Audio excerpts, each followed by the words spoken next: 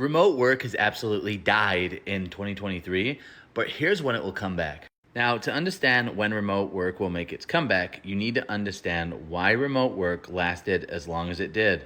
You see, companies could have forced people back to the office as soon as the pandemic restrictions were lifted, but they didn't.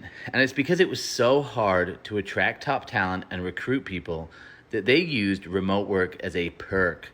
As somebody who's been in the recruitment industry for the past decade, I noticed as soon as 2020 hit and the pandemic hit, people wanted remote work. We'd hear it all the time in calls with candidates. Candidates would say, "Is this position remote?"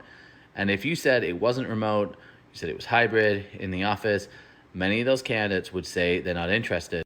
So if you can understand that remote work was used as a perk to attract candidates, you can see why there's a big push to the return of the office right now. Anyone who has been paying attention to the news knows that there's a lot of layoffs and companies are not hiring like they were in 2021.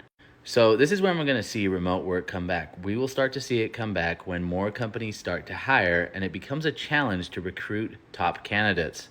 For example, if a company sends out an offer to a candidate and the candidate gets back to them and says, "You know what, I had two other offers and they were remote and your offer was in the office, so I'm going to go with one of the fully remote options." Once that happens a few times, companies will start to understand that remote work is something they need to offer.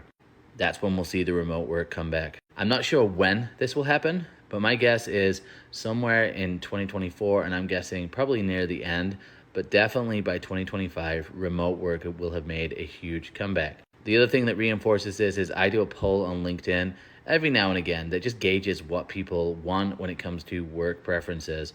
And anytime I ask them, what do you prefer, in the office, hybrid, or fully remote wins out by about 65%. Hybrid is second, and people that want to go to the office 5 days a week, it's like less than 3%. So there you have it. Go ahead and save this video and feel free to shove it in my face if I get it wrong.